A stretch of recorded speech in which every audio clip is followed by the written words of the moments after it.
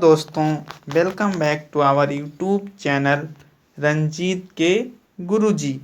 आज हम इस वीडियो में पास्ट इंडेफिनिट टेंस सीखने वाले हैं। हमने पास्ट इंडेफिनिट टेंस इसलिए चुना, सबसे पहले क्योंकि जो हमारी एग्ज़ाम में एक्सरसाइज करने को आती है वो हमें अक्सर पास्ट इंडेफिनिट में ही पाई जाती है। तो इसलिए हम सबसे पहले पास्ट इंडेफिनिट टेंस को ही स्टार्ट कर रहे हैं। तो चलिए हम देखते हैं। तो पास्ट इंडेफिनिट या जिसे हम सिंपल पास्ट भी कहते हैं, उसकी पहचान क्या होती है? पहचान होती है इस टेंस के वाक्यों में काम का करना या होना भूतकाल में पाया जाता है। ऐसे वाक्यों में अंत में क्या होता है? आ, ई, ए या फिर ता, था, ती, थे, ते थे। ये हो गई क्या हमारी पहचान। तो अफर्मेटिव सेंटेंस जो साधारण वाक्य होता है वो किस तरह बनाया जाता है, चलिए मैं आपको बताता हूँ थोड़ा सरल एग्जाम्पल से, ताकि आपको समझ में आ जाए। चलिए, ये आपको पता है सेंटेंस जो 4 प्रकार के होते हैं: affirmative sentence, negative sentence and interrogative sentence, और लास्ट हमारा होता है इंट्रोगेटिव एंड नेगेटिव सेंटेंस। तो अफर्मेटिव सेंटेंस को बनाने का क्या सूत्र होता है? यहाँ पर आप देख सकते हैं रूल: सब्जेक्ट प्लस वर्ब की second form plus object. Subject जो जिसके बारे में वाक्य में बात किया जाता है। एक मुख्य बात, सब्जेक्ट एक वचन हो या फिर बहुवचन, हमेशा मुख्य क्रिया की दूसरी अवस्था का ही प्रयोग करना है। इसमें कुछ भी नहीं ध्यान रखना होता है सब्जेक्ट एक वचन है या बहुवचन, इसमें केवल वर्ब की सेकेंड फॉर्म अफर्मेटिव सेंटेंस में प्रयोग किया जाता है। जैसे वह पुस्तक पढ़ता था, लास्ट में हमारा क्या आ गया? पढ़ता था। वह क्या है हमारा? सब्जेक्ट। तो ही, अब रीड की यहाँ पर सेकेंड फॉर्म होती है राइड, जिसे हम रीड की तरह ही लिखते हैं। ही रीड ए बुक। वह पुस्तक पढ़ता था, वह एक पुस्तक पढ़ता था, बात बिल्कुल सेम है। आगे हमारा, उसने एक पत्र लिखा। आखिरी में क्या आ रहा है? आ। उसने की इंग्लिश क्या होती है? उसने या फिर वह की मीनिंग सेम होती है।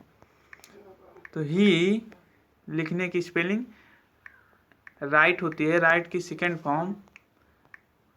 ही रोट ए लेटर। उसने एक पत्र लिखा। सीमा ने एक गीत गाया। सीमा क्या हमारी? सब्जेक्ट है। तो सीमा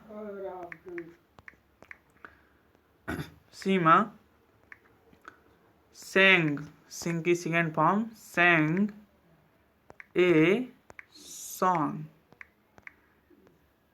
सीमा ने एक सॉन्ग गाया, अर्थात एक गीत गाया। ठीक है, आगे चलते हैं।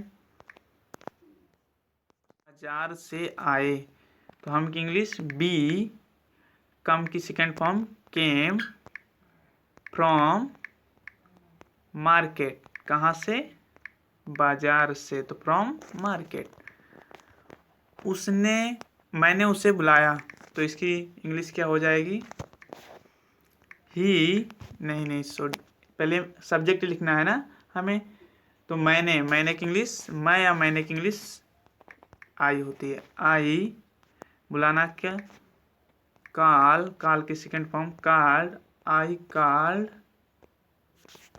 हिम, मैंने उसे बुलाया। राम स्कूल जाता था, लास्ट में ता था। तो Ram went to school. Ram school जाता था। वह क्रिकेट खेलता था। तो ही प्लेड, प्ले की second form played. He played the cricket. आपको बता दूं, cricket means match, cricket match भी होता है, और क्रिकेट मीन्स होता है झींगुर। मैं लड़ते थे, हम सब लोग जब एक साथ रहते थे तो लड़ते थे। इसकी इंग्लिश आई फाइट की सेकेंड फॉर्म फाट, FOU GHTI फॉट, हम लड़ते थे। श्याम नृत्य करता था, तो Shyam SHYAM, Shyam danced, dance की सेकेंड फॉर्म। उम्मीद है दोस्तों आपको इतना समझ में आया होगा। अब चलते हैं हम थोड़ा कठिन एग्जाम्पल की ओर। दोस्तों वो थोड़ा सरल एग्जाम्पल थे, अब हम थोड़ा अपने कठिन एग्जाम्पल पर आते हैं। जैसे पहला सेंटेंस है हमारा, उसने कल मुझे एक कलम दिया, ही हो गया हमारा सब्जेक्ट, गेव मी ए पेन यस्टरडे, उसने मुझे कल एक कलम दिया, ए पेन हमारा क्या है, ऑब्जेक्ट है। मैं गत वर्ष इस घर में रहता था, दूसरा उदाहरण है हमारा, आई लिव्ड, मैं रहता था, इन दिस हाउस, इस घर में, लास्ट ईयर मतलब पिछले वर्षों। यहाँ पर क्या है, मोहन कल अपने पिता को देखने दिल्ली गया। कहाँ गया, दिल्ली गया। कौन, मोहन, सब्जेक्ट कौन है हमारा, मोहन। मोहन वेंट टू, मोहन गया टू दिल्ली, दिल्ली को, टू सी, देखने, हिज फादर, अपने पिता को, यस्टरडे। अगर आपको ट्रांसलेशन करने में दिक्कत होती है तो आप पहले सब्जेक्ट लिखिए, उसके बाद वाक्य के लास्ट में आ जाइए, वहाँ से आप इंग्लिश लिखना शुरू कर दीजिए, आपका लगभग सही होता है। फोर्थ नंबर एग्जाम्पल है हमारा, हमने अपना पाठ याद किया, बी लर्न्ड आवर लेसन।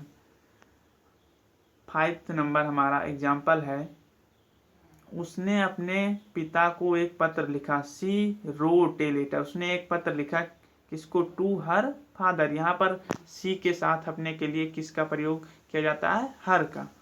तो यहाँ पर 2-3 रूल्स हैं, चलिए हम इसे पढ़ लेते हैं।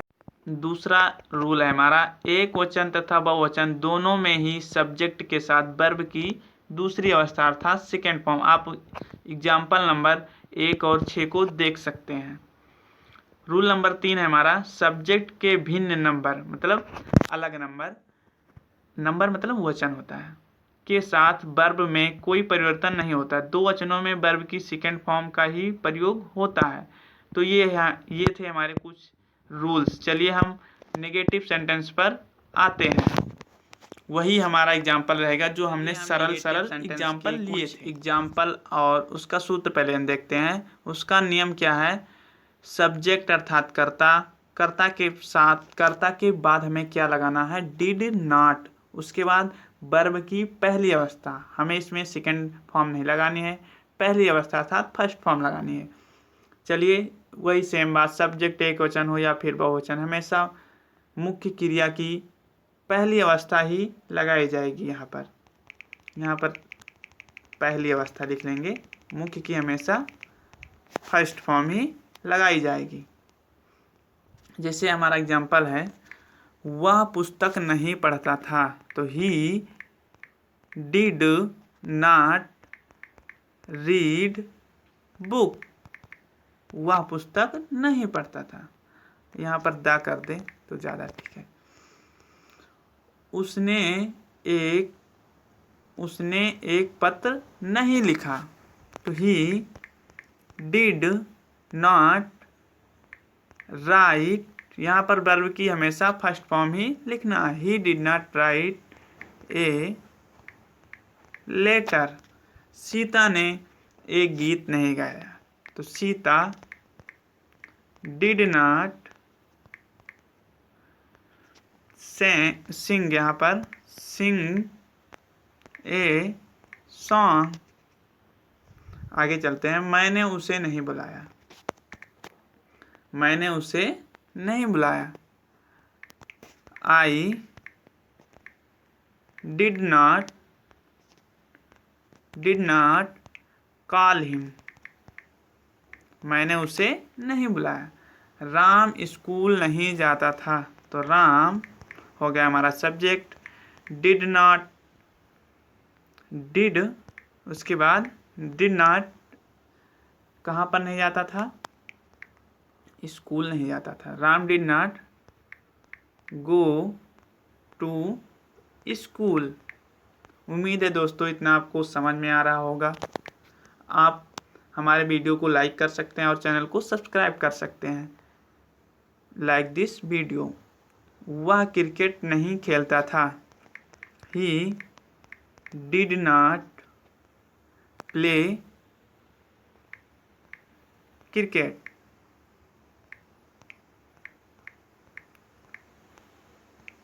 क्रिकेट।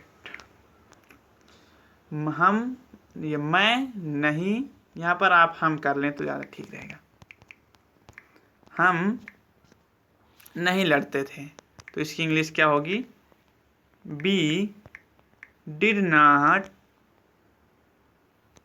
उसी में लिखने लगा, यहाँ पर लिखेंगे,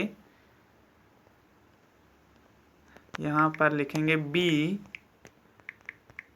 did not fight, FIGHT, fight, हम नहीं लड़ते थे। एक सेंटेंस आपके लिए, आप इसे ट्रांसलेट करके हमारे वीडियो के कमेंट बॉक्स में लिखना है आपको। श्याम नृत्य नहीं करता था, डिड नॉट का प्रयोग करके आपको लिखना है। उम्मीद है दोस्तों आपको इतना क्लियर हो गया होगा। अगले वीडियो लेक्चर में हम इंट्रोगेटिव नेगेटिव को देखेंगे। अगर आपको यह वीडियो पसंद आया है तो हमारे चैनल को सब्सक्राइब कर लें और वीडियो को लाइक कर दें। दोस्तों, पढ़ाई एक शौक़ होती है। Thank you.